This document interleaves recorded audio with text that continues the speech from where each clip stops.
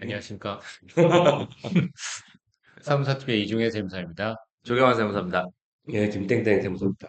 네, 이번 시간에는 2026년 개정세법에 대해서 살짝 바뀐 부분이 좀 있어요. 근데 이제 사업자분들이 반드시 알아두면 좋을 부분에 대해서 좀 정리를 좀 해봤습니다. 네. 보시면 이제 주요 개정 배경 및 방향에 대해서 좀 나와 있는데요. 저희가 이제 이재명 정부 들어서 첫 번째 한 세법 개정이잖아요. 그래서 일단 세율을 올렸어요. 왜냐면 국토의 세수가 너무 줄어든다 막 그런 얘기가 있기 때문에 세율을 일단 한 단계 올렸고 그 다음에 뭐 정부 기조에 따라서 어떻게 바뀌는지 좀 알아보겠습니다. 세법 개정 로드맵 및 이제 시행 일정인데요. 보통 이제 매년 7월쯤에 정부에서 세법 개정을 발표를 합니다. 그리고 나서 24년 보통 한 12월 초 1일 또는 2일쯤에 국회에서 통과를 시켜요. 요 세법은 세입 세출과 관련된 거라서 당연히 자동으로 통과시키기 때문에 세법 개정은 빨리 통과가 됩니다. 그 다음에 25년 1월에 보통 좀 빨리 시행할 수 있는 거는 1월에 시행하고 그 다음에 뭐 대통령이 공포해야 되는 거는 3월에 시행하고 그 다음에 또 전면적인 개정한 건 또 내년 1월에 시행하고 이렇게 좀 바뀌고 있습니다. 그리고 27년의 부분에 보시면 지급 명세서 제출 의무화라고 있는데 저희가 근로소득 같은 경우에 지금은 단기별로 근로소득 지급명세를 제출하고 있잖아요. 근데 이걸 매월 제출한다고 했었어요. 일이 늘어나네요. 네, 그거를 26년 1월부터 한다고 했는데 계속 나오는 얘기죠, 이게. 그건 좀 1년은 늦춰졌어요, 다시 또. 근데 이게 전산화돼서 확실히 편한 부분도 있는데 네, 전산화돼서 더 꼼꼼히 체크하니까 그 부분에서 다시 또 일이 늘어나. 맞아요. 이거 근데 납세자분들이 바로바로 안 주시거든요. 본인 할 일도 많으신데 맞아. 이거까지 그러니까 금융세를 바로 못 챙겨주세요. 제출 근데 이미 쭉 신고한 거를 다시 한번 제출을 종합해서 해야 되는 거잖아. 네.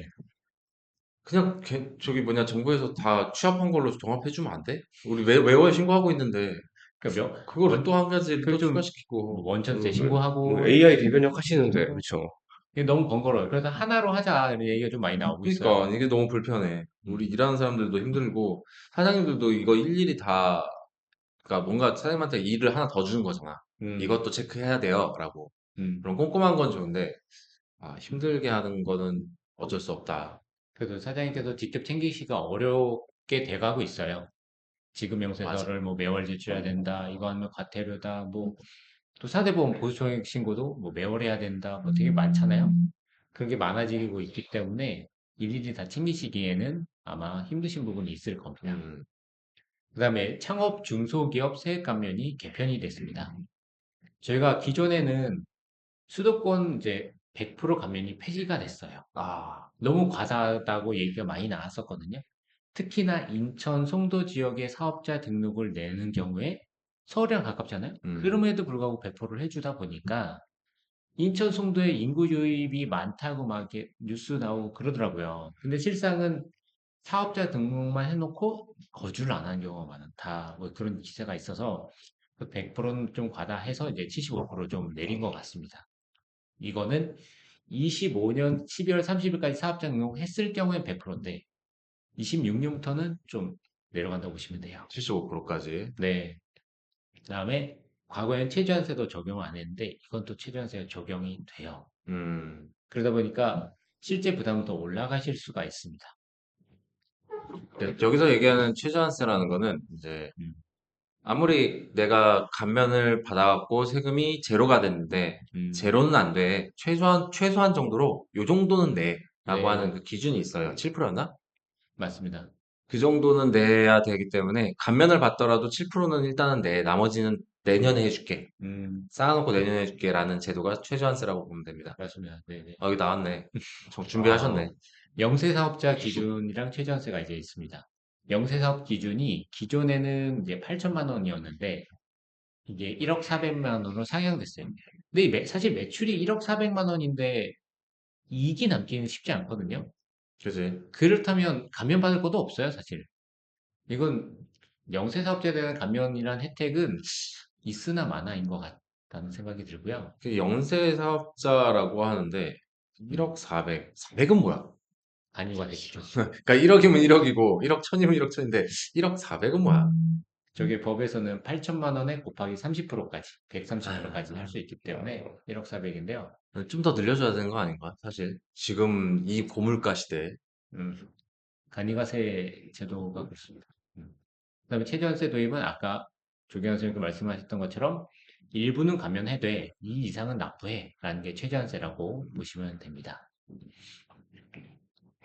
그다음에 법인세율이 환원됐어요. 2억 이하는 기존의 9%였는데 음, 2억 이하가 이제 10%로 1% 올라갔고요. 2억에서 200억까지는 기존의 19%였는데 이게 이제 20%로 1%씩 올렸습니다. 요게 내려갔다가 다시 올라온 거죠. 네, 원래로 돌아온 거예요. 네, 맞습니다. 원래 10%였는데 9%로 내려갔다가 다시 10%로 올라온 거고, 네, 20%도 마찬가지로 1%가 내려갔다가 다시 돌아온 거예요. 그럼 법인세율은 거의 잘 안 바뀌는데 가끔 1%씩 내렸다가 또 올렸다가 근데 그 1%가 크니까. 그렇죠. 예. 종합소득세율도 계속 왔다 갔다 하는데 거의 이제 변동이 없을 거라고 보시면 돼요. 아시겠지만 부가가치세는 10% 고정입니다. 부가가치는 한 번도 변한 적이 없지. 네, 우리나라는 변한 게 없고 뭐 스웨덴이나 뭐 핀란드 이런 데는 뭐 19%, 뭐가 부가세가? 네, 뭐, 17%막 이래요. 미국은 빵프로고 그 부가세가 있는 나라가 있고 없는 나라가 있는데 우리나라가 상대적으로 선진국에 비해서는 좀 낮다고 보시면 돼요. 부가세. 일본도 10%. 일본 이 부가세가 있나요? 일본 10%. 그리고 프랑스도 막 20%막 됐던 것 같습니다. 근데 그 나라들 살기 좋던데 우리나라 왜 이렇게 힘들지? 그다음에 통합고용세공제가 바뀌었습니다. 기존에 이제 통합고용세공제로 좀 말이 많았거든요, 이거.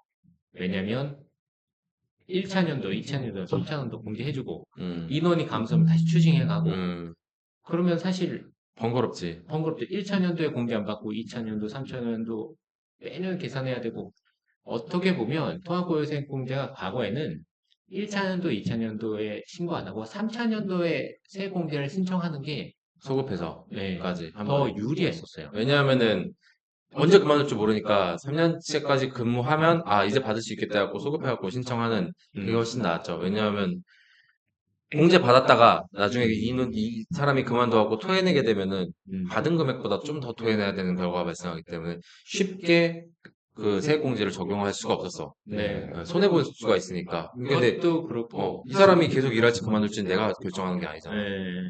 우리나라 국민정서상 줬다받는 걸 절대 용납할 수가 없죠. 그것도 그렇고, 실제 계산해봐도, 나중에 됐을 때 소득세 경영청구가 유리해요. 세액 계산이. 음, 셋째 년도, 셋째 년도 딱딱 따박따박 안 하는. 그러다 보니까 이제 말이 많아서 바꿨고요.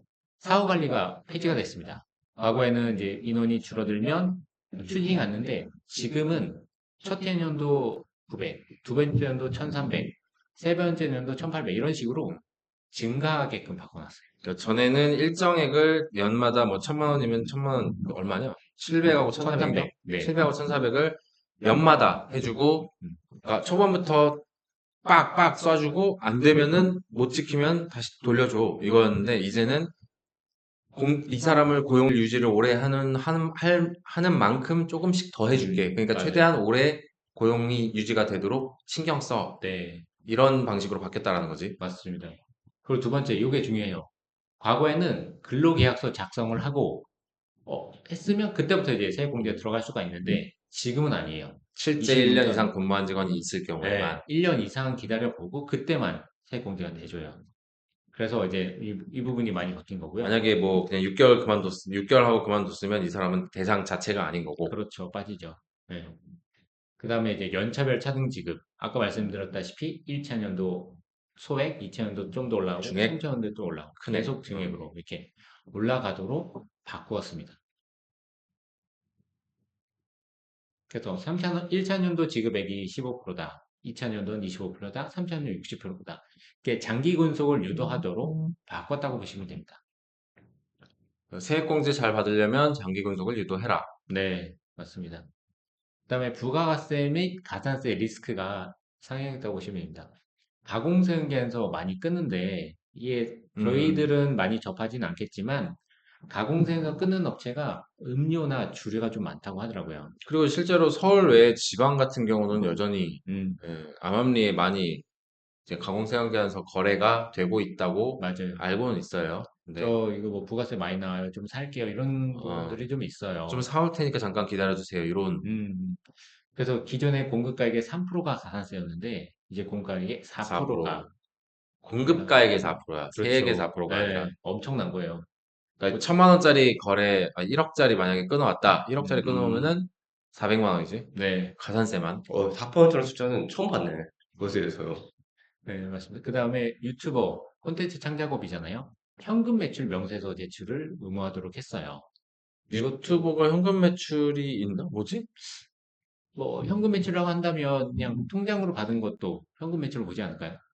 신고되지 않게. 그냥 뭐 수익연수 같은 거는 명세서 없이 받은 것들. 네, 유튜브를 통해서 저기 도네이션 하는 거, 음, 도네 같은 경우는 유튜브를 통해서 들어오잖아. 네. 근데 이제 개인적으로 그냥 유튜버들이 수익을 올리는 부분들이 있나 보네요.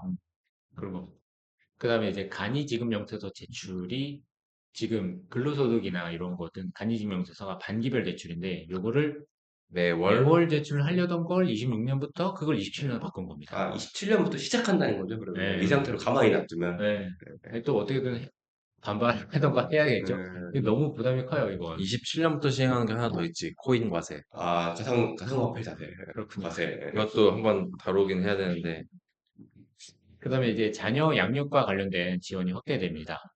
기존에는 그 근로자가 20만 원까지만 6세 이하 자녀가 있을 때 20만 원 비과세 됐는데 지금은 자녀 한 명당 그러니까 자녀가 두 명 있고 둘 다 한 살, 5살이다. 그러면 월 20만 원이 비과세가 돼요.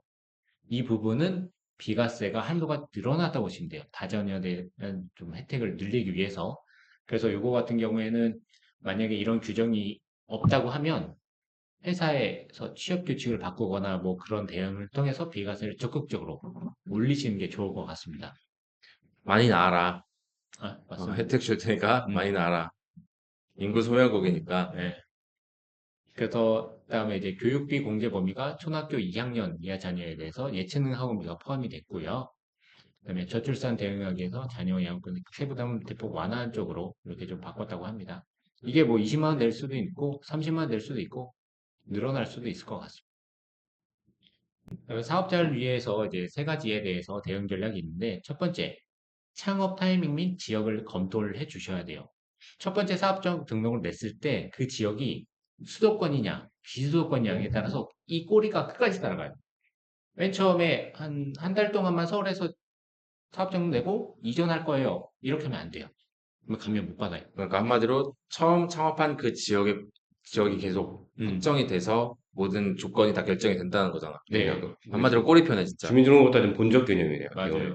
그래서 수도권 과밀억대권역 내에서 사업장 등록을 내고 한 6개월 정도 하다가 수도권 밖으로 이전했어요. 그럼 창업 감면이 되냐? 안 돼요. 되긴 하지만 당초 수도권 과밀억대권역 내의 감면까지만 따라가기 때문에 그래서 사업장을 할 때 반드시 하루만 있다, 뭐 한 달만 있다, 그거 안 됩니다. 그냥 밖에서 차라리 사업장 하시는 게 좋고요. 그다음에 고용 유지와 관련해서 사후 관리가 폐지됐으니까 장기 근속을 유도하도록 직원들에게 뭐 인센티브를 더 주거나 세액 공제를 받으니까요. 사업주분은 뭐 좀 제공하시는 게 좋을 것 같습니다. 그다음에 세 번째로 증빙 관리 이거 가공생에서 하면 좀 더 팍 트기 때문에 음. 주의하시는 게 좋을 것 뭐 같습니다. 증빙 관리 항상 중요한 이슈니까. 네, 그렇습니다. 그럼 이렇게까지 해서 이제 세법 개정에 대해서 한번 다뤄봤고요. 내용이 좋았다면 구독과 좋아요 부탁드리겠습니다. 역시 아, 사업자에 부탁드립니다. 대한 내용은 탁월하십니다, 항상. 오늘은 여기까지. 언제든지 문의해 주시기 바랍니다. 예, 이종희 세무사님께 감사합니다. 감사합니다. 감사합니다.